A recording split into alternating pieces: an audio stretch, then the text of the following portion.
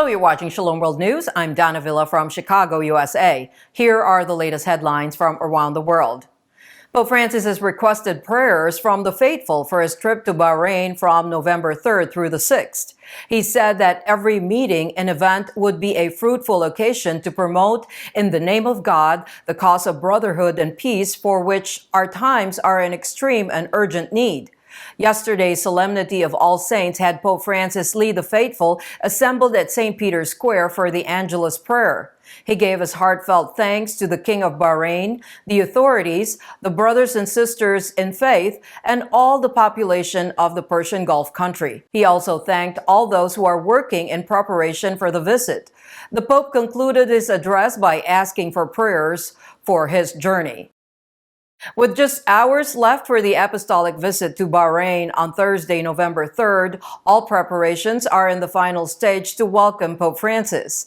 Both the Our Lady of Arabia Cathedral and the Sacred Heart Church have been decked up to receive the Holy Father. Work is also progressing at the National Stadium, where the Pontiff is slated to preside over Holy Mass on Saturday, November 5th. As many as 28,000 believers are slated to attend Holy Mass presided over by the Holy Father. The hymns will be rendered by a 100-member choir in English, Latin, Tagalog, Arabic, and Hindi. Believers from neighboring countries have also arrived to have a glimpse of the Pope.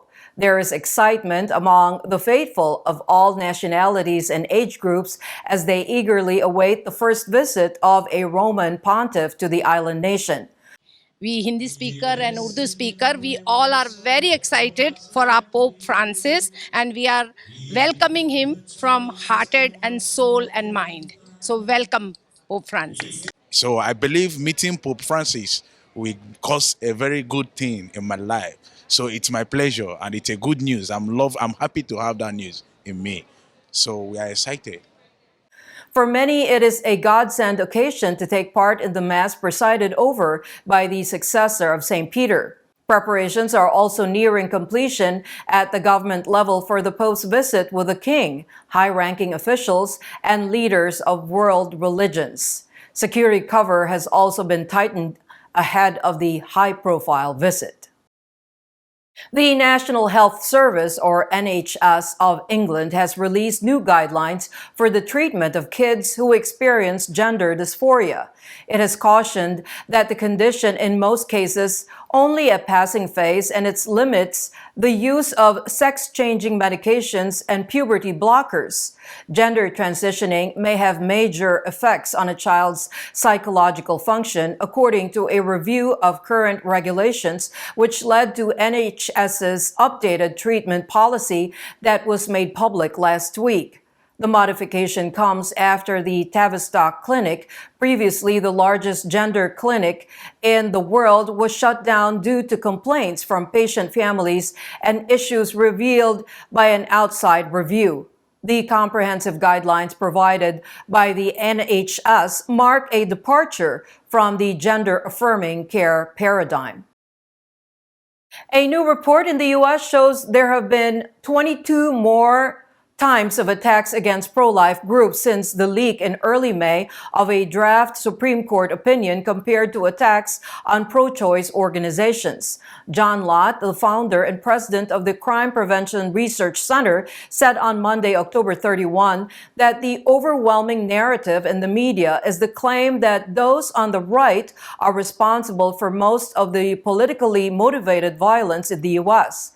He said that it has been a theme in the news media after the Supreme Court's Dobbs decision was leaked, with many claiming that there was disproportionate violence against pro-choice providers. But a review of cases shows over 22 times more violence against pro-life advocates, he said. Researchers reviewed the data between May 3rd and September 24. Catholics across the United States have been invited to join the annual collection for the U.S. Bishop's domestic charity program to combat poverty in the country. Parishioners are invited to contribute during Holy Mass or through parish online giving platforms for the Catholic Campaign for Human Development, or CCHD, led by the U.S. bishops, aimed at helping the poor. The purpose of the CCHD, founded more than 50 years ago, is to enable those in the United States who are most affected by economic and social inequality to speak out for better neighborhoods. The U.S. bishops called the faithful to donate on November 13, which is World Day of the Poor. CCHD gives people in the underprivileged areas the tools they need to make a living and bring about the kind of change that strengthens neighborhoods and communities. In the previous year, more than $12.7 billion was donated to more than 200 organizations across the United States that address the underlying causes of poverty. 50 countries urged China on Monday, October 31, to fully implement all recommendations in a United Nations report accusing the country of possible crimes against humanity against Uyghurs and other Muslim ethnic groups. The 50 countries also urged the release of all those arbitrarily deprived of their liberty in the far western province of Xinjiang. At a meeting of the General Assembly's Human Rights Committee, Canada's UN Ambassador Bob Rae read a statement expressing serious concern about the human rights situation in China and its failure to address the report's findings on the ongoing violations against the Uyghurs and other ethnic groups. On All Saints' Day, the Salesian missionaries in Rome held the 14th edition of the Corse dei Santi, or Race of the Saints, to raise money for various charitable causes. The proceeds from this year's race will be donated to Salesian missionaries who have been working for the education of Congolese children for several years.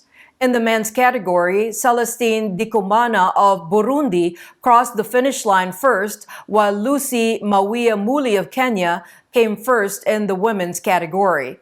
This year's 10-kilometer race, which began and ended in St. Peter's Square in the Vatican, was specifically aimed at helping underprivileged children of Shikapa, a city in the southwest of the Democratic Republic of Congo.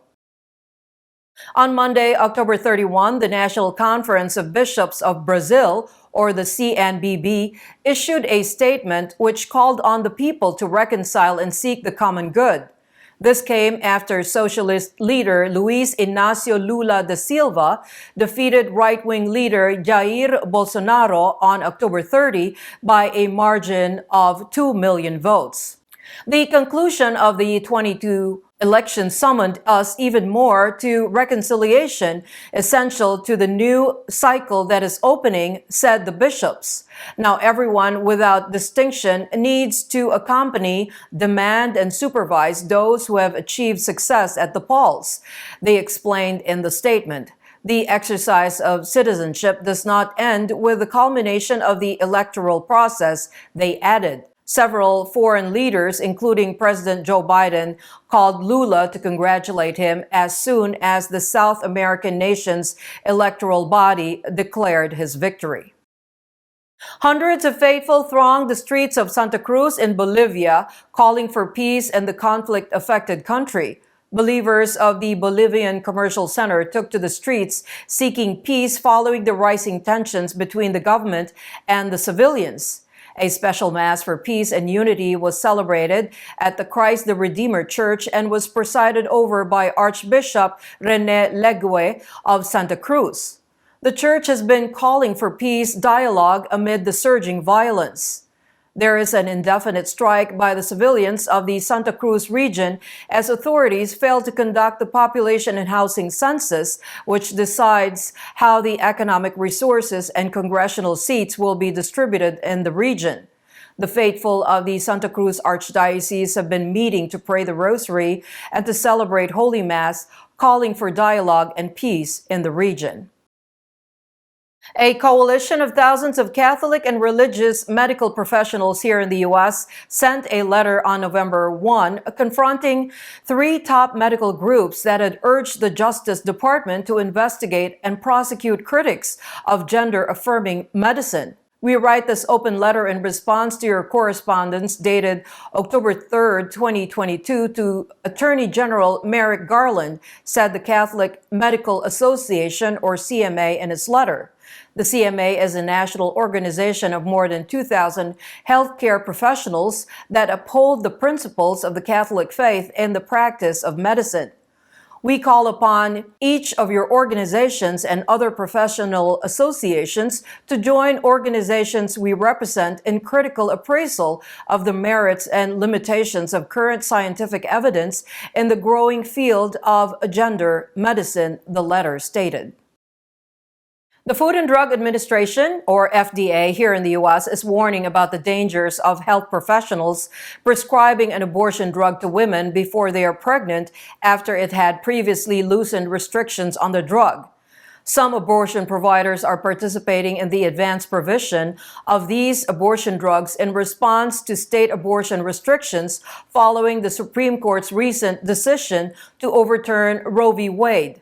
According to the spokesperson, the FDA is concerned about the advanced prescribing of mifepristone for this use. Mifepristone is not approved for the advanced provision of medical abortion. The agency's comments came after it lifted restrictions on mifepristone distribution in December. The decision authorized doctors to prescribe the drugs online and mail the pills, allowing the pregnant women to perform early abortions without leaving their homes. Bishop Vitaly Krivitsky of Kiev Zhytomyr has directed parish priests to offer food and shelter to the faithful during winter as the Russian attacks are intensifying. Since 2017, Bishop Krivitsky has led the Diocese of Kiev-Zhytomyr, where Latin Rite Catholics are just over 200,000. There is a need to combine prayer and action, said the 50-year-old Salesian hailing from Odessa. He also pointed out how the volunteers of Caritas Spes are preparing food parcels for families in the capital. The bishop defined the approaching winter as a cross that we are called to carry and asked the parishioners to put themselves at the school of the siren that had helped the Lord along Calvary. Bombs and drones are now falling on electrical systems and gas networks because Putin wants to bend us even in this way, making us die of cold when temperatures drop to 20 degrees below zero, the prelate added. The South African Council of Churches has called for efforts to overcome the political quagmire for the country. The council has urged to rejuvenate what they describe as society's moral fiber. In a statement released on October 28, CACC members, including members of the Southern African Catholic Bishops' Conference, denounced the country's political situation and noted that politics in the country has turned into a matter of personal interest. The SACC has therefore urged the authorities to rejuvenate their faith in Christ and follow His Spirit. Decrying the politicians' failure to heal the divisions of the past, the council called for them to improve the quality of life of the civilians. The council further decried the corruption, gender-based violence, the coalition politics that have been destroying the country. The church leaders also urged politicians to be instruments of God in healing, restoring, and transforming the lives of the civilians. And those are your latest headlines. Do join us tomorrow. In the meantime, you can visit swnews.org for more updates. Shalom.